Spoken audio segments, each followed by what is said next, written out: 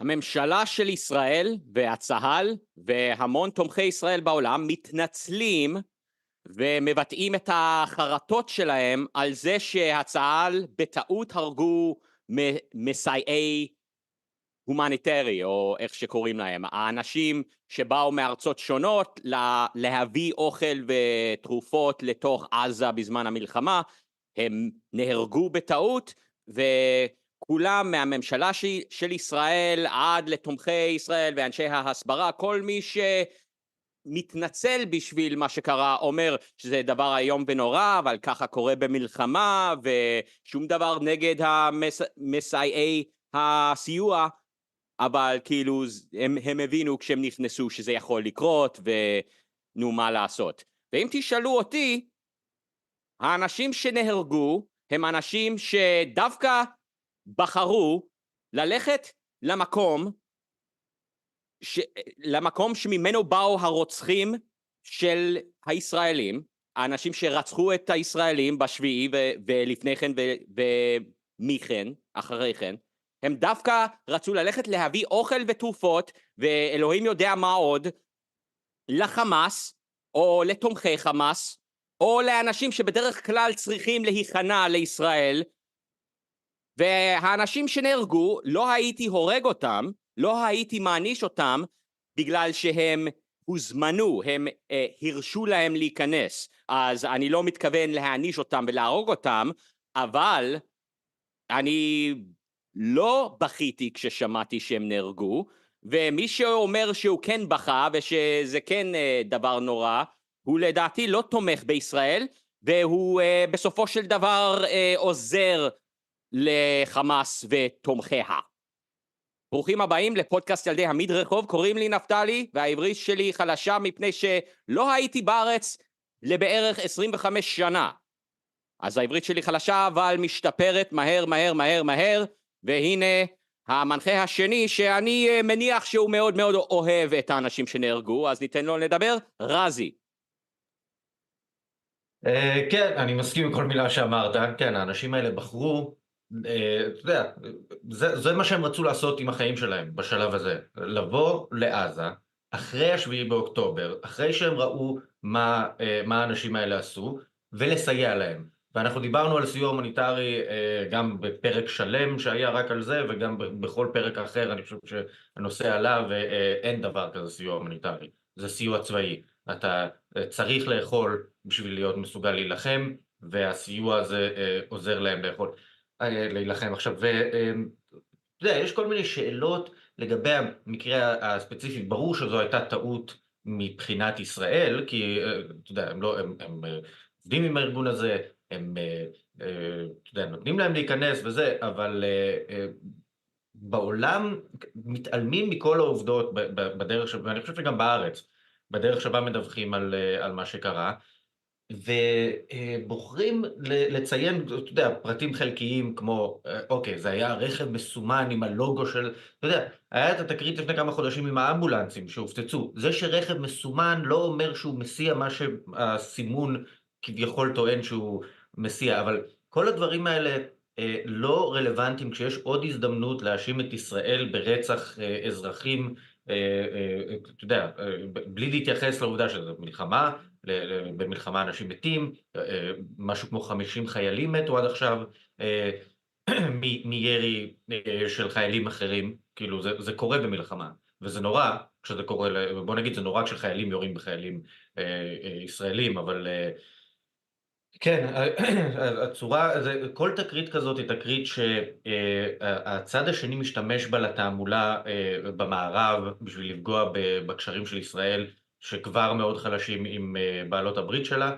וישראל כמו תמיד מתנצלת על הכל, ומתנצלת עוד לפני שהיא, אתה יודע, יש דרישה מישראל, שני דברים דורשים מישראל, חקירה והתנצלות.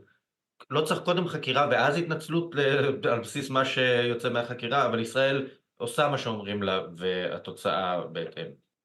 כן, למרות שאנחנו לא אוהדים גדולים של נתניהו במדיניות ובמעשים שלו, אני חושב ששנינו בדרך כלל או חושבים שהוא די חזק כאיש הסברה נגיד, כי הוא איך שהוא מדבר, בדרך כלל, לפעמים גם שמה הוא נותן יותר מדי קרדיט מוסרי לקריטים של ישראל, אבל מה שהוא אומר שאני מסכים זה שכאילו יש לא דאבל סטנדרט, יש פי 3 סטנדרט.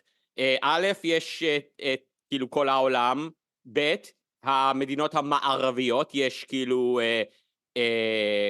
ציפיות מיוחדות למדינות מערב, ואז ישראל היא קטגוריה שלישית, שזה עוד יותר חמור איך שהם מבקרים את ישראל. וכן, בדרך כלל מצפים ממדינות חופשיות, כמו ארצות הברית, כאילו מאשימים אותנו ולא מרשים למדינות מערביות לנצח בשקט, חייבים לבקר כל דבר קטן שעושים, ולא להתייחס לעובדה שבדרך כלל האנשים שאנחנו כמדינות חופשיות, מערביות, האנשים שאנחנו שמים מטרה עליהם והורגים, הם בדרך כלל אנשים ממש פראי אדם, ושרוצים להרוג אותנו עוד יותר.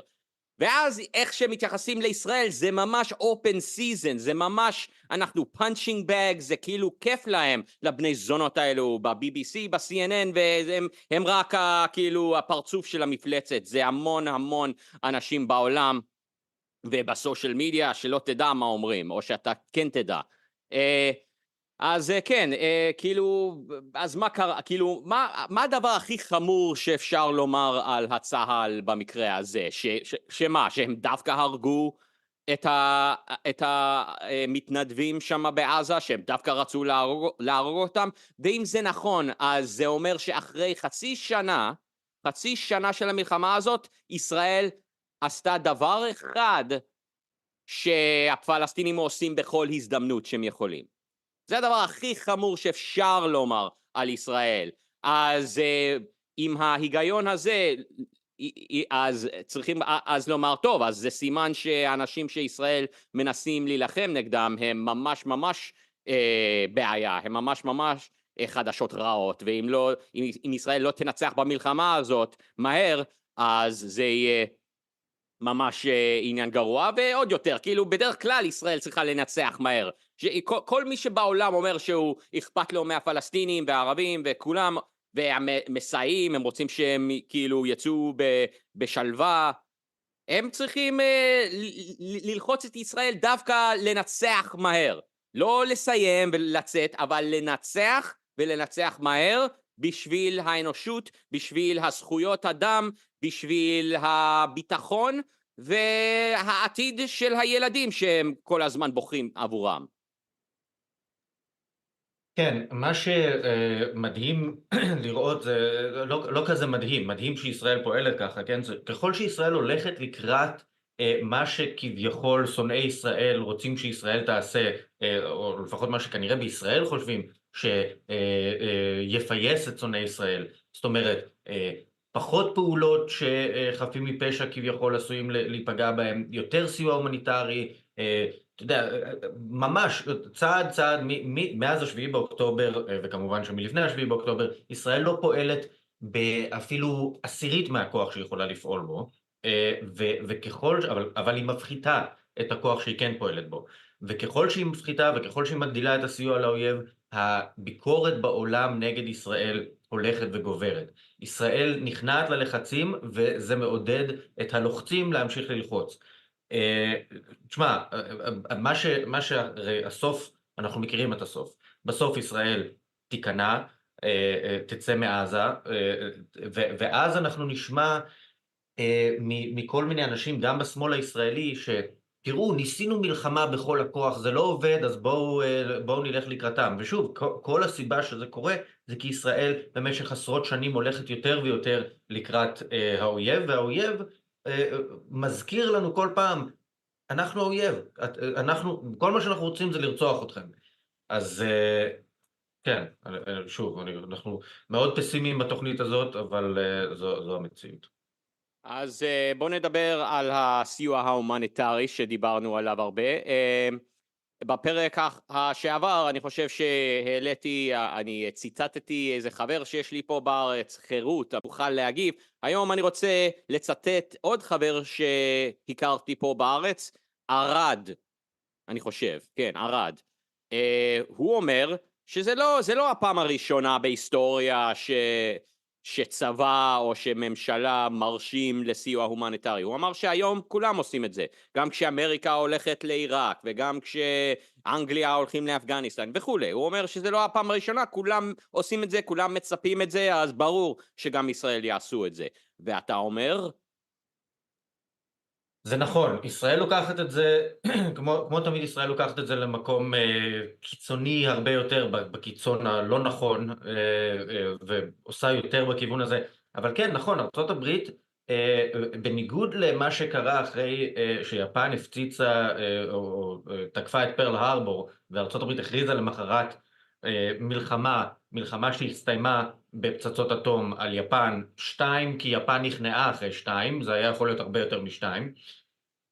את המלחמה אחרי ה-11 בספטמבר, ארצות הברית קודם כל לא הכריזה מיד, הלכה וביקשה מהאו"ם, מבעלות בריתה ובעלות בריתה כביכול, את הסכמתן ואת ברכת הדרך, ולקח לה חודש עד שהיא קודם כל בחרה ממגוון המטרות האפשריות, בחרה במטרה שהיה הכי קל גם צבאית לתקוף וגם דיפלומטית לבנות קואליציה סביבה, שזו הייתה אפגניסטן.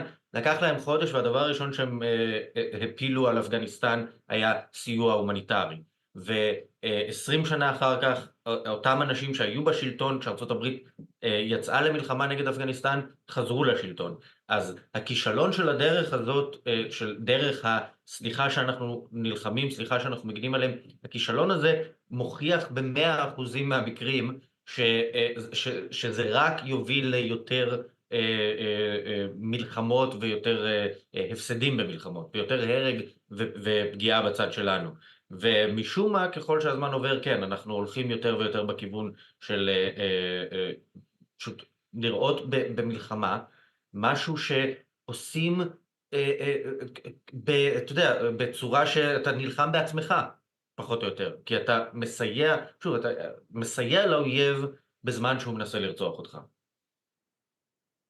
אז כן, הרבה פעמים אנשי ההסברה, כולל נפתלי בנט, שהוא חוץ שיש לו שם מדליק, הוא היה פעם ראש ממשלה, לא הכי פופולרי מפני שאיך שהוא נהיה ראש ממשלה, אבל בכל מקרה הוא עושה הרבה הסברה בימים האחרונים, בחודשים האחרונים, והוא אומר, כמו הרבה אנשי ההסברה, הוא אומר, מה אתם צועקים על ישראל? תסתכלו על אמריקה, הם הלכו וכאילו עשו מה שהם היו צריכים לעשות כדי לטפל באל קאידה ובדאעש, אבל האמת היא, אנשים שאומרים את זה, הם קצת מפספסים את המטרה.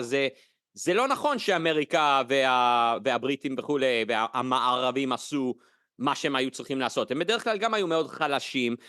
דבר ראשון שאמריקה עשו באפגניסטן זה לזרוק להם אוכל וכל מיני דברים. כאילו, אז זה בעיה של מדינות מערביות.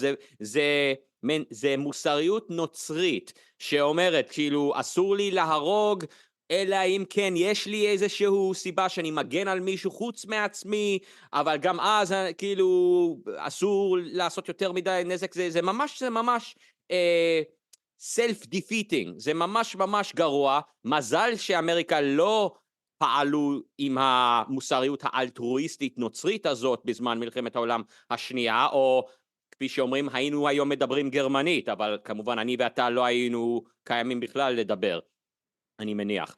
אז כן, זה בעיה של אמריקה, ונדמה לי, לדעתי שיחד עם הסרטים והנעליים שאמריקה שולחים לישראל לעשרות שנים, הם גם שולחים לנו את המדיניות המלחמתית שלהם. אז דווקא מהם ירשנו את המנטליות הזאת, המוסריות הנוצרית הזאת, שכאילו אין לנו זכות להגן על עצמנו ולבאס את האויב, אלא אם כן אנחנו פועלים דרך איזשהו, כאילו לפי איזשהו חוקים שהמוסריות הלא רציונלית הזאת אומרת. אז רוצה להגיב? לך. כן, אני לא זוכר, יכול להיות שנתתי את הדוגמה הזאת, אני לא זוכר אם באחד הפרקים הקודמים שלנו, אני זוכר שנתתי את זה באיזושהי שיחה לאחרונה, ששנינו, אני בטוח, יצא לנו לדבר עם אנשים שחושבים שהמבנה האידיאלי הפוליטי הוא אנרכיזם.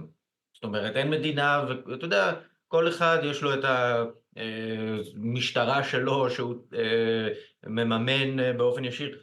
וכן, אז אתה יודע, יכול להיות שיש אי הסכמה, והחוקים שאני חושב שהם תקפים, תקפים בחברת המשטרה הפרטית שאני תומך בה, או בתי המשפט, ולא שלך. זה פחות או יותר מה שהחוק הבינלאומי אומר. זאת אומרת, חוק בינלאומי זה לא משהו שחמאס חושב עליו כשהוא חושב על איך לצאת למלחמה. זה תקף רק לגבי צד אחד במלחמות, וזה תקף לגבי צד אחד בכל המלחמות, כי אלה תמיד המדינות, תמיד מדינות חצי חופשיות נגד מדינות, נגד דיקטטורות או משטרים טוטליטריים, או אנשים שרוצים להקים משטר טוטליטרי.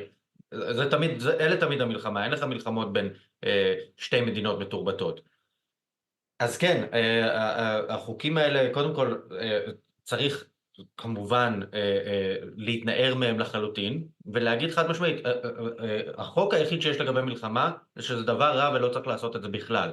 אלא אם אין לך שום ברירה. ואם אין לך שום ברירה, אז מה שאתה צריך לעשות זה לסיים את המלחמה כמה שיותר עם הכי פחות אבדות לך, ועם ניצחון חד משמעי. חד משמעי זה אומר לא רק שחיסלת את היכולות הצבאיות של הצד השני, אלא גם את הרצון של הצד השני לחזור ולהכריז מלחמה כשהם מגבשים מחדש את היכולת הצבאית שלהם. כן, לפי האנרכיסטים, ממשלה רשמית זה דבר גרוע, וזה מאוד רע לדעתם, אבל כאילו גוף ביטחון שפועלת לפי החוקים של השוק, זה הרבה יותר קרוב לאידיאל שלהם, כי זה כאילו אנרכיה וזה שוק חופשי, כפי שהם מבינים את השוק החופשי.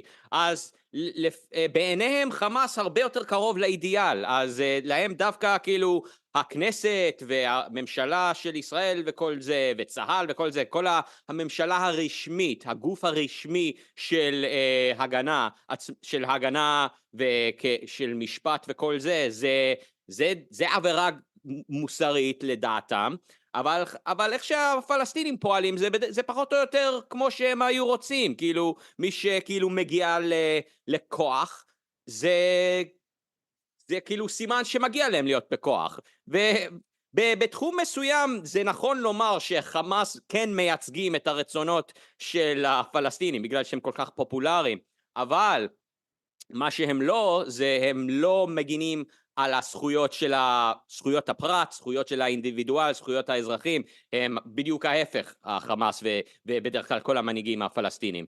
אז כן, אנחנו בעד זכויות הפרט, ולכן רוצים ממשלה שהתפקיד הרשמי שלה הוא להגן על זכויות הפרט, וזה כולל לבאס ולהשמיד את כל מי שמאיים ועל כל אזרח ישראלי או כל תושב ישראלי.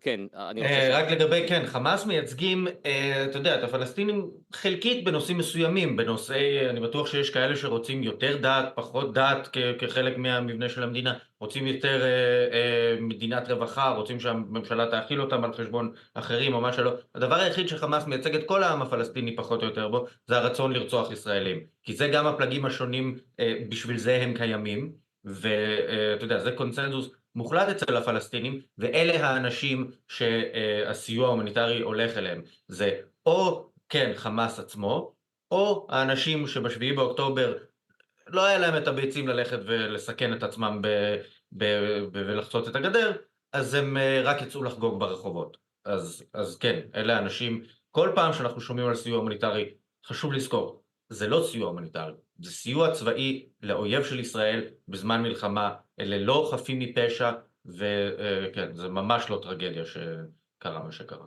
כן, אז מהבחינה של הרצון שלי שישראל תנצח את המלחמה, כאילו שוב פעם, לא הייתי הורג את המסייעים האלו, את המתנדבים האלו, בגלל שהרשו להם, ישראל הרשו להם, אז כאילו לא מגיע להם עונש, אבל מהמבט שלי, זה שהם מתו ונהרגו, ועכשיו האחרים יהססו להיכנס לעזה, וזה כולל את הארגון שלהם, ששמעתי שהם הפסיקו למצב הנוכחי להתעסק בעזה וכו'. אז זה שהם נהרגו זה טוב בשביל המטרה המלחמתית של ישראל, שהוא להביס כמה שיותר מהר את האויב, אבל אני לא יודע, אבל כן, אתה עכשיו הולך להביא לעיניי את העניין אבל זה כל כך פוגע בעמדה של ישראל בעולם, שזה דווקא יפריע למלחמה. זה מה שאתה... לא, מה לא? שאני... כן, העניין הוא שאתה יודע, גם עם אונר"א לדוגמה, שאונר"א, מה הם עשו, אתה יודע, אין, זה צריך להיות פשוט מאוד לקבל החלטה להפסיק לממן אותם, לא היה צריך לממן אותם מלכתחילה, אבל אם לא הספיק מה שיצא, אז מי שממשיך לממן אותם אומר חד משמעית שהוא בצד של החמאס, אבל עדיין עם אונר"א הפסיקו לממן אותם, ואז חידשו את המימון, כי בכותרת האחרונה ישראל עשתה משהו לא בסדר, אז עכשיו נשנה מדיניות, אז שוב, עם הארגוני הסיוע האלה הם מפסיקים זמנית, זה לא, אגב, זה לא רק World Central Kitchen שהפסיק, זה עוד איזה ארגון לפחות, והם מפסיקים כי זה מוסיף את הלחץ הזה על ישראל, וישראל הרי ידועה, שוב, ישראל כמעט משוויצה בערך כשהיא נכנעת ללחצים האלה, לא כמעט, היא באמת משוויצה. דוברי ישראל הולכים בעולם ואומרים, כן, אנחנו מקשיבים וזה, כל מה שהם אומרים זה תראו כמה אנחנו מנסים למנוע פגיעה בחפים מפשע, כביכול בצד הפלסטיני, שזה נכון, הם מנסים להימנע מזה, והמחיר של זה הוא שעדיין יש רקטות על ישראל, שעדיין החמאס לא הוכרע, ושבסופו של דבר ישראל מפסידה במלחמה. ממש איום ונורא איך שמתייחסים לישראל, ואם השביעי לאוקטובר לא שינה את היחס הזה, אז זה ממש, לדעתי, כאילו הם לא חושבים שאנחנו בני אדם עם זכויות. הזכות של היהודים זה למות, וכמה לפי כמה שישראל היא מדינה שמייצגת את היהודים על הבמה הבינלאומית, ככה מתייחסים לישראל באותו תחום. אבל אני רוצה לצטט עכשיו עוד חבר, כבר ציטטתי את חירות ואת ארד, ועכשיו אני אצטט חבר משותף שלנו, אייל. אני דיברתי איתו חודשיים אחרי השביעי, ואני אמרתי, אני לא מאמין איך שיהודים הם לא בני אדם בעיני העולם. כאילו אנחנו ממש, איך שמתייחסים לישראל, זה ממש, זה כאילו כמו שהם רוצים שכל היהודים ימותו. והוא אמר שלדעתו, ככה מתייחסים למדינה מערבית שנכנסת לאולם, איך אומרים, אורבני. ככה? אורבני, או יש מילה לאורבן?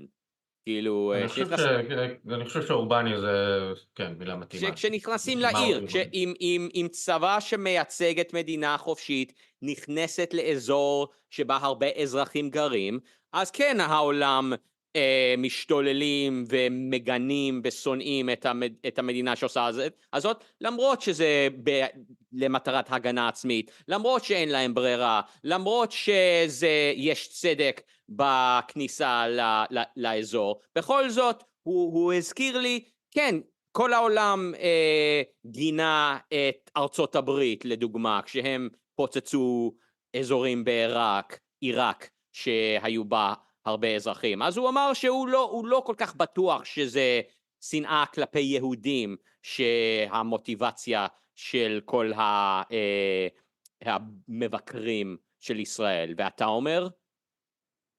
תראה, יש בזה משהו, ההפגנות שהיו נגד ארצות הברית, יש בבריטניה תוכנית בערוץ BBC אחד, תוכנית המרכזית השבועית על נושאים שבחדשות, שנקראת question time, ומביאים לשם מישהו בכיר מאחד משלושת המפלגות הגדולות, ואז בדרך כלל עוד איזה עיתונאי מהשמאל, עיתונאי מהימין, וזה פאנל מול קהל.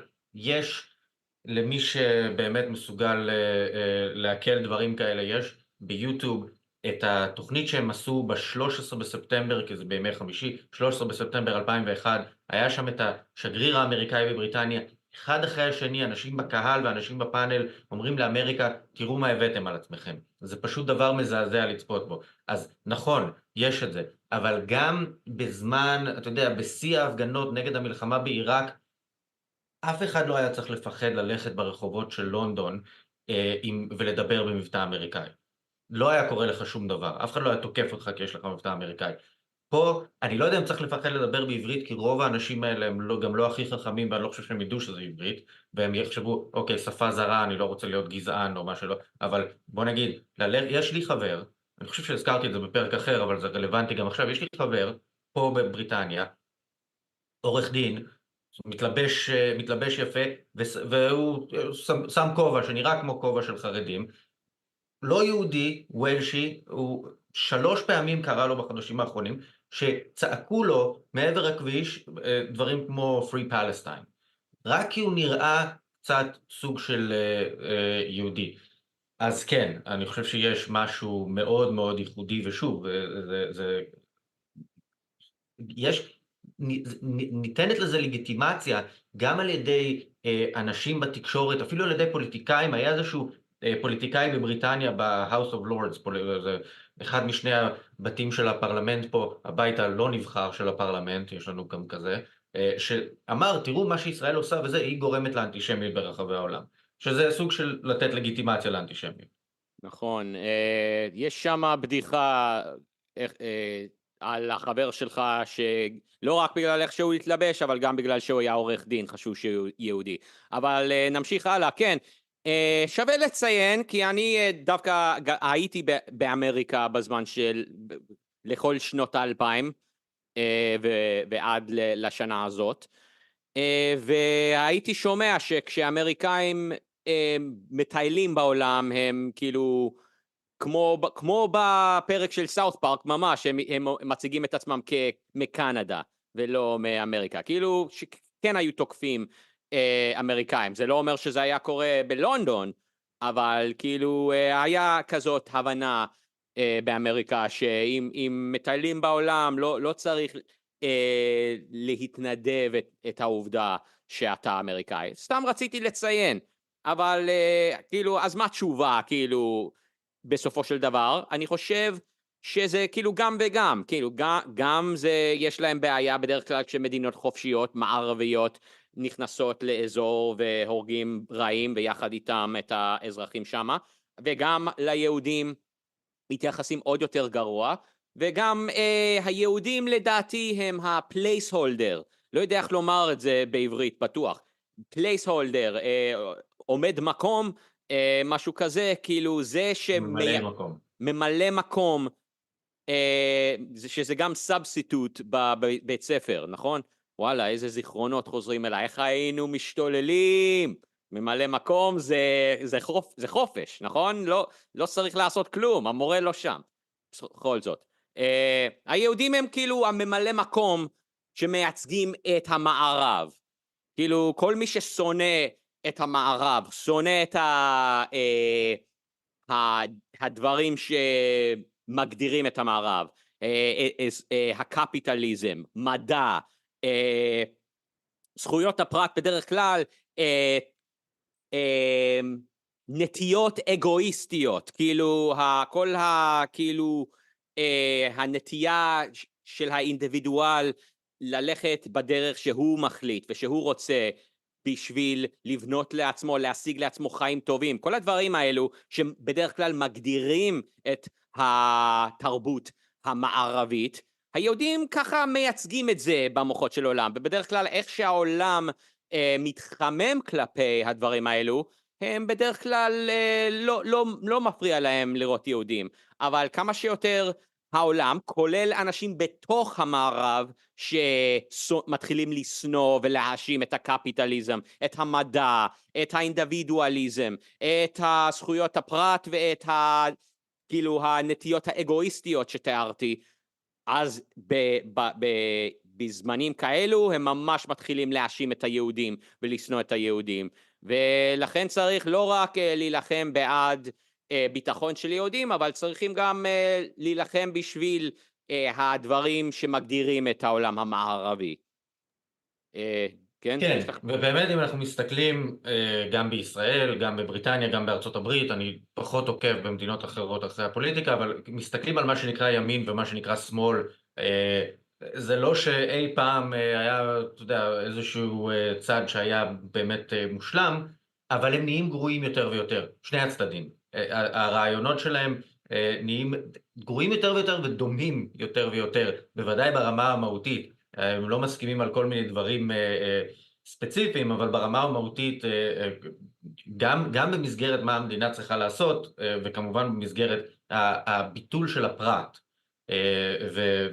וההשתייכות שלו לקבוצה, הם מסכימים. ואז מה זה הקבוצה? תלוי, קבוצה דתית, קבוצה לפי גזע, קבוצה לפי מין, קבוצה לפי לאום או עשירים, עניים, אבל אתה משתייך לקבוצה וזה מי שאתה. זה לא, מה האלמנטים בך שאתה בחרת הם פחות רלוונטיים. וכן, וכתוצאה מזה השנאה ליהודים גם גדלה. יש אגב, אני חושב שכבר המלצתי על זה, אבל אני ממליץ שוב, הרצאה מצוינת של ברי וייס באנגלית, The Last Line of Defense, שהיא מסבירה באמת שבכל תרבות אפשר לראות לאיזה כיוון התרבות הולכת לפי היחס ליהודים באותה מדינה, ואנחנו עכשיו במערב רואים לאן אנחנו הולכים ורואים את היחס ליהודים בהתאם. על ה-high note, ה-happy note הזה, אין לנו יותר זמן. תודה רבה שהצטרפתם אלינו. אנחנו יום מוקדם, בדרך כלל זה שני ושישי, אבל היום עשינו את הפרק בחמישי. אנחנו נחזור, נדמה לי, בשני, 5:30 בערב. תודה שהצטרפתם, תודה לרזיאל, תלחצו על הלייק ועל התגובות. מה צריך? אני עדיין כן. שותה מים, אז יש לנו מסכן. שם ביי מי קופי, נכון? יש לנו ביי מי קופי, תקנו לנו קפה, רזי יוכל לשתות את ההפוך שלהם שם בלונדון. כל מה שאתה מזמין, זה תמיד נותנים לך קפצ'ינו, זה כאילו הדיפולט שלהם. ואני כמובן בן אדם פשוט, אני אשתה טורקי מהתמי 4. תודה רבה, שבת שלום וגוד ביי.